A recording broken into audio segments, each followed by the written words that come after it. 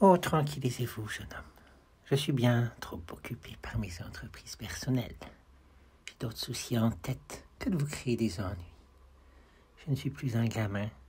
Vous l'avez observé peut-être. Le jouet des passions. La victime des entraînements. Dieu merci. Je n'appartiens plus aux moineaux. Jeune effervescent. Au voltigeur pirouettant des froids en rafale. Oh là là. What? Attention. Point de méprise. L'habit vaut le moine. Mon faux chinois se rengorgeait. Vous parliez de qualité tout à l'heure, à propos de ces pauvres gens. Vous n'avez point la moindre idée. J'ai compris tout de suite. Vous apprendrez à me connaître. Peut-être. Et le petit sourire supérieur. Je ne veux pas vous intimider. Oh, nulle intention. Vous éblouir de mes titres scientifiques, nobiliaires. Non, certes. Faiblesse de vieillard, pensez-vous? Il réfléchissait. Que ferez-vous de votre chance, jeune homme? Vous êtes un héros, paraît-il, vous le prétendez? Héros de la guerre. Proie facile, jouet héroïque, un enfant. Je l'avais vexé. À votre âge, tout est permis, vaillance. Pour ma part, dites-vous bien, j'ai d'autres chats à fouetter que d'aller me ruer sous les chars. J'ai subi toutes les épreuves, toutes. La guerre n'est qu'une pétarade. La vie est brève, divertissement. Qu'en demeure-t-il? Il me souffle dans l'oreille. Rien. Il jouit de l'effet. Il époussette tous mes aveux, comme ça, d'une main.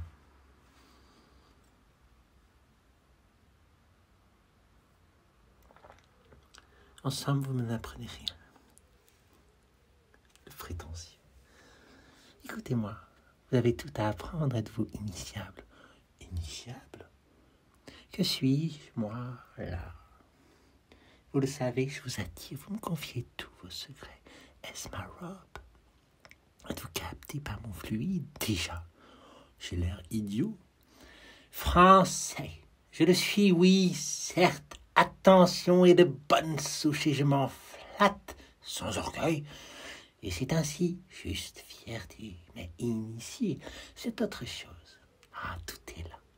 J'ai beaucoup fait pour ma patrie, moi qui vous parle. Explorateur, mon jeune ami, explorateur. Dois-je mourir? Voyez mon costume. Initié, jeune homme. Initié.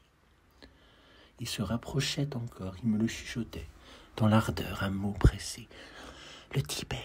Ah, le Tibet, j'y ai songé. Oui, j'ai songé, je l'avoue. Forfait. Aux premiers appels du corps. Chasseur à pied. Jeune homme, chasseur à pied. Officier de réserve. À reprendre du service. Dans ma 57e année. Vous le verrez. Sur mon état. Courir. M'offrir à Gallieni. Je l'ai connu. Polytechnique et puis, n'est-ce pas, la réflexion. J'ai mieux à faire avec mes dons, mon œuvre, mes travaux. Périr au moment précis où les ténèbres se déchirent. Vous saurez plus tard le banal devoir. Ce serait un suicide, et quel suicide! Vous apprendrez un jour peut-être, attention, au fait, me voici.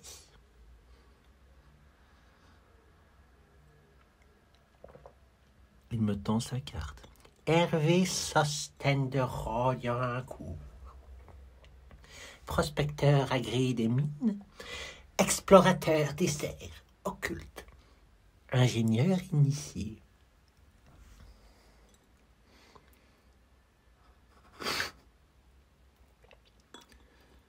Ce nom ne vous dit rien? Évidemment. Je restais quoi? Je m'en doutais. Jeune et ignorant. Tout y est. L'un rejoint l'autre. Le Tibet, monsieur, c'est moi. Les connaissances du Tibet, toutes les connaissances du Tibet là. Vous m'entendez? Elles sont là. Il se frappe le front. Vous n'avez point suivi la mission Bonvalo. Non, vous ignorez tout. Il me toise. Bonvalot. Étrange, étrange. Il se ravise. Au fond, tant mieux. À l'oreille. Quel charlatan, ce Bonvalot. Quel canaille. C'est tout entre nous un clown. Il l'a jamais vu, le Tibet, quel vantard. Lui, la Gauri Sankar. Oh là là. Il s'esclave rien que d'y penser. À ce Bonvalot, il glousse. Il aurait pris pour le Mont d'Or. Quel Bonvalot. Quel escroc. Sacré Bonvalot. Agent de l'Angleterre, des trusts. Le bandit international le plus haut du monde, Gauri Sankar. 7022 mètres. Tout s'explique. Vendu Bonvalot, quel traître. Je prends le même ton, j'approuve, je ricane. Oh là là, quelle frappe, quelle écœurance, Bonvalot. Ah, il l'avait sur la patate, le Bonvalot en question, il n'en sortait plus. Ça lui en donnait le mauvais œil, le regard assassin, rien d'en parler de ce Bonvalot, effroyable. Et je m'y connais, moi, en regard. Je vous intéresse ou je vous ennuie, dites-le moi franchement. Il vous faut des filles, sans doute. Vous n'êtes pas désincarné. Le sortilège des fesses vous poigne. La volupté, les soupirs. Ah là là, comme je l'éclaire, là, tout soudain. Pouah, il en crache, il me faut avec Bonvalot. Ah, dans le même sac, deux beaux immondes. Et c'était juste son idée. J'avais rien volupté du tout. Comme ça, à force de tourner rond, tout autour du square en causant, on s'est retrouvés dans le consulat. Nous nous étions rencontrés, enfin emboutis, le consulat du tsar. L'immense drapeau à l'aigle noir flottait haut, par-dessus les foules grouillantes, mugissantes. Tout ça attendant les visas. Une vraie armée à présent à se gratter, graillonner, maudire, une énorme rumeur. Vous n'avez jamais exploré qu'il daigne s'enquérir? Non, non, pas beaucoup. J'admets. Vous cherchez vraiment du travail? Ah oui, alors sûr et certain. Savez-vous monter à cheval? Quelle question! Ah là là, vous pouvez me croire. Ah là, plutôt, un petit peu. Ah, je sais tout faire, moi, question cheval. Je sais les penser, je sais les faire boire, les faire frotter, trotter, galoper, sauter, doubler, valser, tout ce que vous voudrez. Et des références, 5 ans. J'ai couché, moi, avec des chevaux, j'ai mangé avec, j'ai mangé leurs crottes de chevaux, que j'en ai encore plein la bouche. C'est vous dire que je cabre encore, que je rue, que je suis presque cheval, de vous à moi, entre nous. Plus qu'à moitié, il a bien fallu. Est-ce que ça pourrait vous suffire?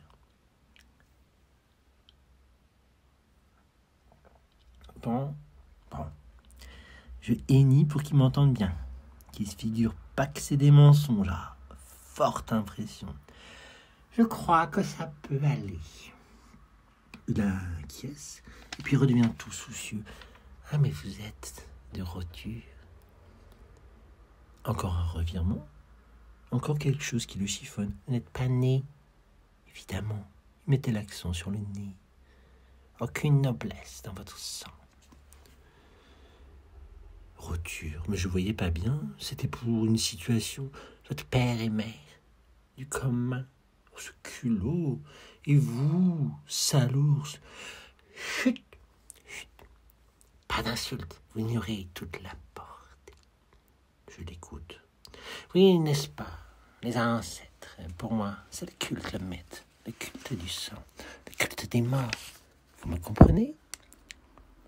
Je veux bien essayer, j'essaie tout.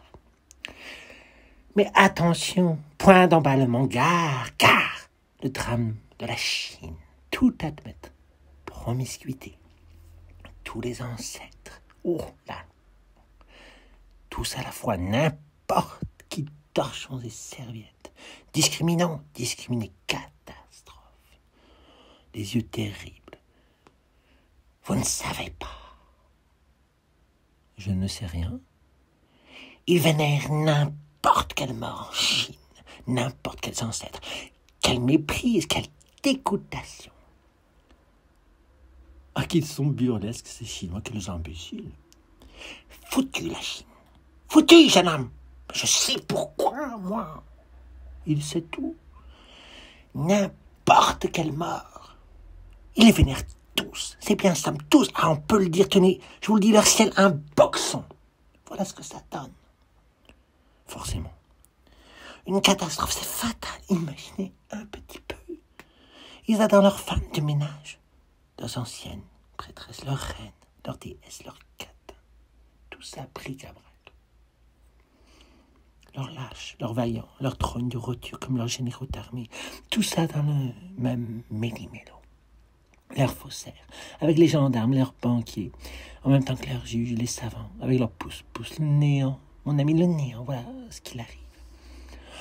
Ah, ça le mettait hors de lui, cette promiscuité horrible. Il faisait des grands gestes, les gens nous regardaient. Ils s'en foutaient, rien ne l'arrêtait. Il était lancé. Non, mon ami, il faut choisir. Croyez-moi, les vilains meurent et des morts ainsi veut justice. Il le faut. Autrement, triomphe l'infection, vous me comprenez? Votre grand-mère, à vous, par exemple, infime roturière, certainement morte. Elle demeure morte, bien morte. Elle n'encombre plus, elle n'empuante plus la cité, la haute cité du souvenir. Tandis que, prenez mon grand-père, que je vénère très justement, il revit en moi toute une existence de gloire, de services royaux. Je le fais revivre par mon sang, à la bonne heure. Il survit en moi, vous me comprenez? Je le cultivie, pieux et pratique. Bon sang ne saurait mentir. Le culte, toutes les dévotions, il me sert. Je le sers, je le prolonge. Il m'illustre, je l'idolâtre. Je l'emporte partout avec moi. Le culte du mort.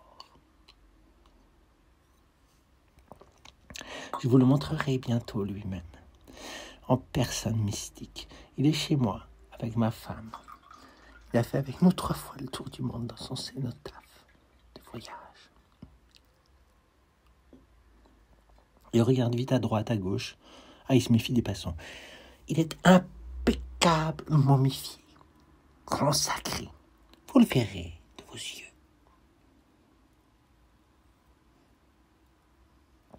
Cela promet, il se résume, je prends de la Chine ce qu'il faut, pas tout.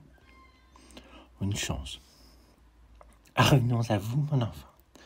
Voilà votre affaire, vous tombez du ciel. Tout s'arrange. Homme de cheval, centaure, à nous de vilains serpents, mais mon Dieu, tant pis. Vous façonnerez en noblesse, voilà tout. Pas d'ancêtre valable. Nous aviserons, vous cultiverez le mien, je le transmurerai vers vous. Quelque peu de ce qu'il faut. Je vous en prêterai quelques mailles, la côte est de taille. Achille Norbert, 26 quartiers, une fibre de ma lignée. Je vous prêterai une fibre, c'est cela, une fibre. Je vous ferai chevalier, vous brandirez mon étendard, mes pointes avec cette figure, oh quelle grimace. Tout à la fois, jeune homme, la foi. Il clame ses mots très haut. Tout à la fois. Notre devise, tout à la fois, Rodiancourt.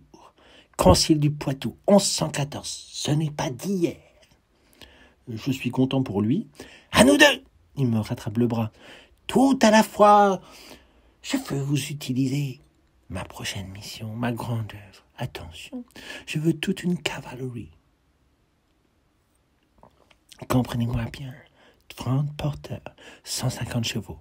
Le prix qu'il faudra. Une affaire de 200 000 piastres. Au bas mot, qu'importe, nous n'allons pas lésiner.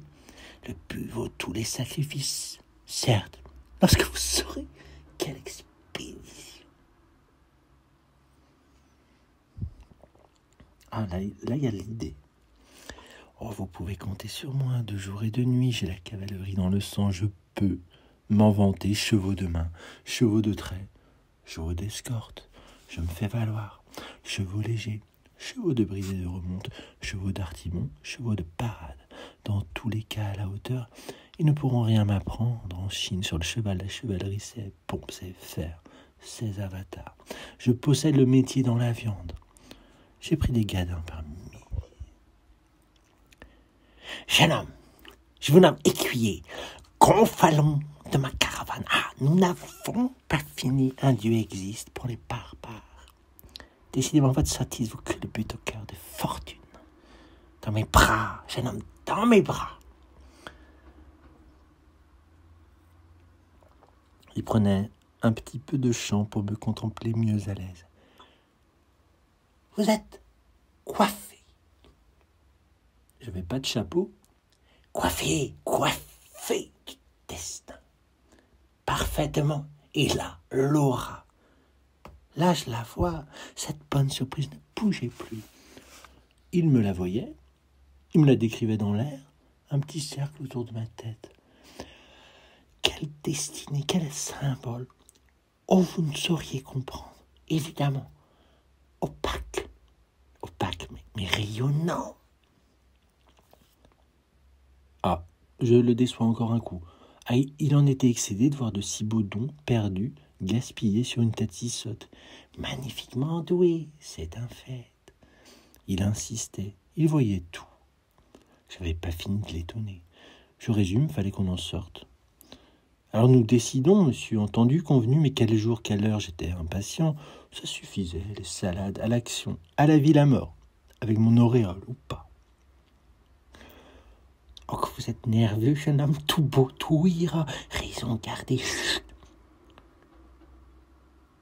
Halte là, il me semble qu'on nous écoute, qu'on nous épie tout alentour, les traîtres à la solde sont partout. La solde de qui? Enfant.